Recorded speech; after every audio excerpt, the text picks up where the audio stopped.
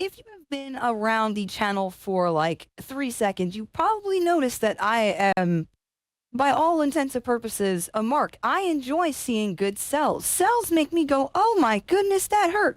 Or wow, that was fantastic. And today, we have a video that is a compilation of 10 wrestlers who no-sold something brutal. Now, if you don't know what a no-sell is, it's basically when they take offense and they pretty much just shrug it off. You've seen it happen before. You've seen some characters in the wrestling ring survive some nonsense.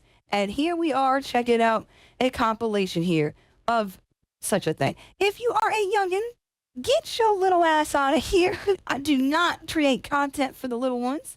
I react using colorful language, so I need you to leave. I'm not going to be responsible for you getting hit with the choice words. If you stay, it's at your own peril. If the algorithm brought me to you, it's meant to be, all right? You and I are going to chill. You're on your little lunch break. You're in the bathroom. You're taking a dump, whatever. I'm here with you. Let's do this. We're going to watch this video together. If you'd like to subscribe to the original creator of the content, click the top of the description. Show them some love. If you'd like to react to content with us live on Twitch, guess what? You know where to find that link. What if I'm young at heart? Boy, you better get your ass. Toby. Selling moves is obviously a very important aspect of a professional wrestling match, as it's pretty much fundamental to telling a story in the ring and maintaining the illusion for the fans watching. And while there are of course instances of no selling moves, those are typically kept to a minimum and usually don't factor in when it comes to the most devastating offense. Sometimes, however, a performer will absorb something deadly and get back up none the worse for wear. I'm Adam Pachisi from Cultaholic Wrestling, and these are 10 wrestlers who no-sold something brutal. Join us. Number 10, Warrior's game-breaking glitch. Let's kick things off with one of the most infamous no-sells of all time, for more reasons than one. For the first time in nearly 4 years, the Ultimate Warrior set foot in a WWE ring when he appeared at WrestleMania 12. His opponent was a young upstart from Connecticut who used to have a French accent, but kept his snooty rich kid attitude. His name was Hunter Hearst Helmsley. The future COO of the company started off the match strong by nailing the former world champion with a pedigree. Scarcely a second after the move connected, bro get smoked in like 13 seconds or something crazy like that. Yeah, that shit'll make you look super duper weak. That'll make you look extra weak. It's your finisher is this strong Bosley. I bet. What are the power levels? What are the wrestling power levels, man? Though Warrior stood right back up, brushing off the finisher like it was barely an inconvenience. Considering how powerful the pedigree was made to look in future years, just ask Booker T. It's stunning to watch somebody treat it like just an... whack. Booker. They sung watched earlier, that just meant he said, oh, Booker, man. Another transitional move, even if they were one of the biggest stars of all time. Triple H never forgave the Warrior for disrespecting him like this. Actually, he might have been more than happy to put over such an esteemed legend in their return match. It depends on which interview you watch. Number 9, Kane's Moonsault Miracle. Whilst The Undertaker did his fair share of no-selling back in the day, you could argue that his half-brother was more adept at the art. Kane's whole gimmick when he first debuted was that he was a horror movie monster. Kane was scary as hell. I used to really be terrified of Kane. Also, he just said horror movie monster. Did you guys ever see that movie that Kane was in? Was it like Fear No Evil or See No Evil? Some shit like that. Did you guys ever see that bum-ass movie? We might have to have a movie night where we watch those terrible-ass Kane movies. Matter of fact, I think we can round up all the fucking WWE movies and we'll watch them. We'll watch them on Twitch. It'll be Twitch exclusive movie nights. I promise. You think I won't do it? I'll do it. Come to life. Since Michael Myers or Jason Voorhees didn't really show pain, neither did the Big Red Machine, so Glenn Jacobs was forced to take some gnarly moves without batting an eyelid. Perhaps the most brutal example of this came at No Way Out of Texas, an in-your house show from February 1998. Kane was facing Vader en route to a Mania match with his kayfabe brother, and both behemoths went out of their way to prove to everybody just how tough they were. The Mastodon had the Big Red Machine prone on the mat mat and hit him with his trademark moonsault. A second or two later, Kane sat straight back up and carried on with the match, Yeah, that's a big-ass dude that just flip it on you like that. That's a lot of mass coming down. That's a lot of mass coming down, brother. I don't know. Second or two later, Kane sat straight back up and carried on with the match, totally shrugging off the force of a 400-pound man hitting him square in the chest. Vader didn't fully connect with the move, otherwise Kane might have actually died, but this was still mightily impressive. Don't do him like that. You know Kane was definitely like, oh shit. It's fit. He was definitely like, oh shit. Vader's from Compton? What the f?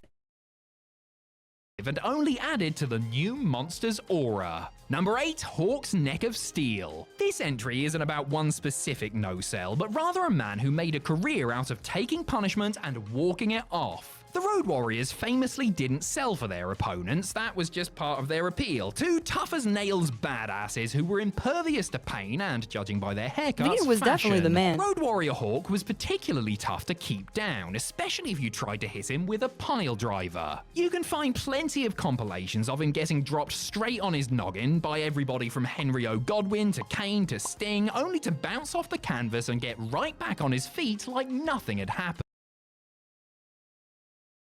Nah, that's a tight little gimmick for your character. A little bit of sauce there, like yo. So what? This fit. You need to eat something else. So what? That reminds me of the fucking that you can't powerbomb Billy Kidman thing. It's like use something else. I'm going to avoid any damage from that. Whilst Jerry the King Lawler probably hated this trend, it made the Legion of Doom feel like larger-than-life superheroes with heads like Captain America's shield and necks like Mr. Fantastic's body. For Hawk to take so many of the moves and never suffer a serious injury from them is simply a testament to his ability as a worker, and also probably how afraid of him all of his opponents were, and also drugs. Number 7, Omega does it for love. In one of the greatest matches in AEW history, Kenny Omega and Hangman Adam Page defended their World Tag Team Championships against the Young Bucks at Revolution 2020. In a fantastic battle that was every bit as emotional as it was athletic, the former Elite Brethren left everything between the ropes in their quest for tag glory. The spot of the match has to go to the moment Matt and Nick Jackson hit Omega with a Golden Trigger, the finishing move of the Golden Lovers, his old tag team with Kota Ibushi. Incensed that his so-called friends would use his own move against him, Omega powerfully kicked out of the move at 1 as the crowd went bananas. While some no-sells require you to suspend your disbelief, this one was brimming with realism. Omega, Ibushi, and the Bucks had a complicated history in New Japan, and the Jacksons evoking this stoked a fire in Kenny's heart. He then immediately got flattened by a double superkick, but for that brief moment, Omega was a god among men. Number 6, Ibushi's Bomai Nay. Speaking of Kota Ibushi, the Golden Star obviously taught his former lover a thing or two about no-selling, as he has been known to do it on multiple occasions. Affectionately known as Murder Ibushi, the Japanese ace can slip into a state of mind where he seems completely unaffected by pain, a tactic he has used to create magic in some of his biggest matches. Take Wrestle Kingdom 9. Ibushi was facing off against IWGP Intercontinental Champion Shinsuke Nakamura in a match seemingly designed to kill at least one of the party. Oh shit! You can just tell they about to get active. You can just tell this shit's about to go. This match is probably crazy as hell. I need to look this up right now. I need to see some strong style shit. Right now. I need to do it right now. Participants. Nakas seemingly had the bout won when he unleashed a vicious Bomb-IA, that's a Kinshasa for all you fed-pilled losers, from the second rope, landing his knee flush against the back of Ibushi's head. Did this keep him down for even a second? Nah. Ibushi got right back up and carried on the fight, to the shock and awe of the crowd. He ended up falling short of his target, but had proven himself more than capable of hanging with the big boys. Just don't say anything nice about him in front of Jim Cornette. It will not end well. Number 5, Lio Rush breaks the internet. Lio Rush is an interesting little sausage. The man who used to point at Bobby Lashley's bottom has had a wild career full of controversies and missed opportunities. He also once made everybody very cross on Twitter. At Combat Zone Wrestling's 2017 Once in a Lifetime event, Rush was battling Joey Janela in his final match for the promotion before leaving for WWE. He clearly wanted to make an impression as he decided to do something he knew would make headlines the next day. Janela hit the acrobatic wrestler with a mad powerbomb off a ladder and through a table, but before fans could even register the move, Rush hopped right back to his feet, brushing off a move. Oh, nah. Aw, bro cannot believe this fuckery. Bro, and the crowd is like, why did you, what? Who do you think you are? But I did the move is like, yo, Bobby, please. Yeah, that's disrespectful, I feel like. Why'd you do that? Then fuck your ref is like, oh, everyone is like, what the fuck just happened? Also, you got a little bit of table in the back of your head there. Got a little bit of table in the back of your neck. That would have ended any other match. The discourse surrounding this was ugly. Arguments raged over whether or not wrestlers like Lio were killing the business or simply evolving the sport, with neither side willing to give the other room to speak. Weirdly enough, wrestling didn't die as a result of Rush's actions, but to some people, he will always be that guy that spat in the face of tradition and then got straight back up. Number 4, Sting's last stand. Whilst Hulk Hogan was hulking up for the WWF, Surfer Sting was pulling the same trick on the other channel. The Icon's trademark no-sell chest-beat combination continued throughout his career, even during his crazy old man run in AEW. The Sting and no-soul moves that would have floored most men in their 60s, including during his final ever match at Revolution 2024. Sting and Darby Allin were defending the tag team titles against those pesky young bucks in an anything-goes brawl. Matthew and Nicholas didn't give two hoots about Sting's fond farewell and tried to murder him several times. This included powerbombing him off a ladder and through a table, only for the face-painted freak to rise from the wreckage to a monster pop. The good guys won in the end, ending Sting's incredible career on the highest of highs. Now for God's sake, Steve, will you please sit down? Number 3, Goldberg's chair scare. We are ending our list with a trilogy celebrating one of the most controversial moves in wrestling history, the unprotected chair shot to the head. Many wrestlers have taken brain-scrambling blasts of steel and not gone down, but few took them quite as well as Goldberg did when he faced La Parka on the June 1st, 1998 episode of WCW Nitro. The man in the skeleton onesie used to carry a chair with him down to the ring as part of his entrance. The referee tried to stop him using it on the reigning United States. He should have got on the mic every time. Well, like after blasting me with the chair in the ring, he just goes in the mic and goes, "Sit your ass down." He would be my favorite wrestler. I swear to.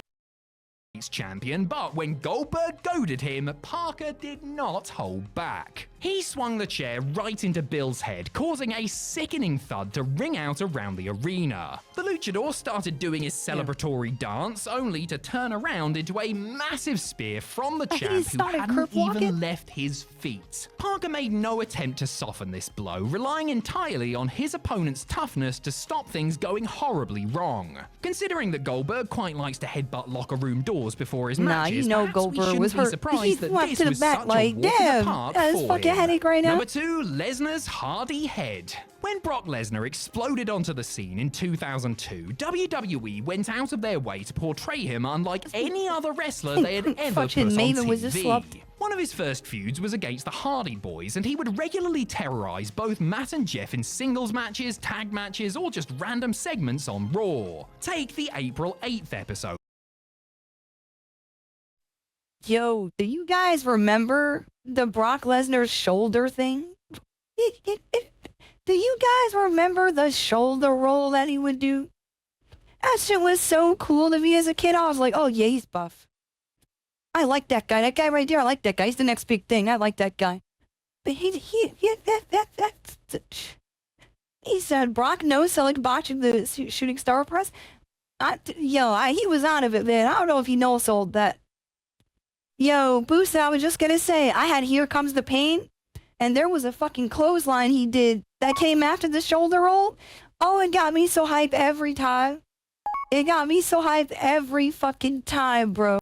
On which Lesnar proved the hard way that he was damn near indestructible. With Matt in a powerbomb position, Jeff tried to save his brother with a vicious chair shot to Lesnar's head. Actually, scratch that, it was directly to his face. And then, despite essentially withstanding a cannonball to the mush, the next big thing stayed upright. If that wasn't bad enough, Matt then whacked Brock equally hard in the dome for good measure. Though this shot knocked him out of the ring, the Beast landed on his feet and was completely fine just a few seconds later. Watching this segment through modern eyes is a tough task, as neither Hardy holds anything back in their respective assaults. Really, the next big thing or the next big for Lesnar's unstoppable image, but it's a good thing this sort of thing is outlawed today. Number 1, Haku takes a seat. Everybody knows that Haku is one of the toughest wrestlers ever, but it bears repeating just how badass he was in his prime. During his WCW days when he was known as Oh shit. I've heard some stories about Haku, and all the wrestlers from back then are definitely like, that motherfucker's the real deal. That motherfucker's the real deal. That man Haku is definitely, he's one of them. That's a tough guy right there. I've heard some stories of him like biting fellas and shit. But yeah, Haku is goated. No disrespect allowed for Haku. I will not allow that personally. The Tongan bad boy often dished out pain to all sorts of top stars. One of them was Dusty Rhodes, who tried to get his own back at Clash of the Champions 28, only to fail really, really badly. The American Dream got into the ring with Meng, a wooden chair in hand. He smashed the garden accessory over his foe's head, only for the attack to have zero effect. Nah, bro. I said it's so projectile unfazed. He did it. On sa feet. That's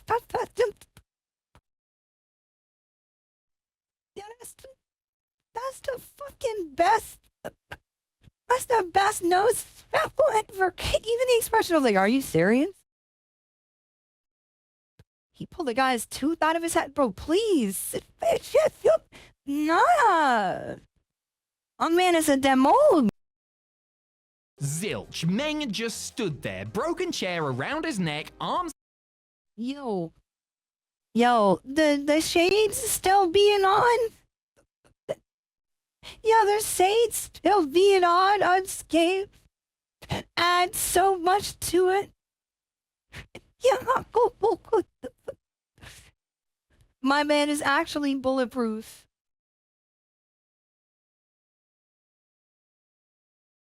Yo. Nah, man. It, like, there's not many people I want to give aura to, but like, you gotta, you have to, you literally have to give this an aura. Matter of fact, if you don't give it to him, he's gonna take it from you. He's gonna absorb your aura. Run that shit. No, that's a hard shit right there. That's goated. Outstretched, looking like the coolest dude to ever walk the earth. I mean, just look at him. Black shirt, white tie, dark shades, splinters of wood all around, and not a scratch on him. This, as the kids say, goes hard. Haku might have never won a major world championship or headlined any of the big American pay-per-views, but moments like this, plus the cavalcade of insane stories about him outside of the ring, ensure that his legend will live on for the rest of time. That was so sick. That's so tight. If you guys are not subscribed to Cultaholic Wrestling, I definitely recommend you go and do that. All right, no. Go ahead and subscribe. Show them some love. They're awesome. They make amazing content. If you'd like to react to content with me live on Twitch, check out the description. The very bottom link should bring you right to me, unless I, for some reason, erase that, and then you're unable to find me. See? Do it now. Click the link right now. Follow me. You know you want to click it.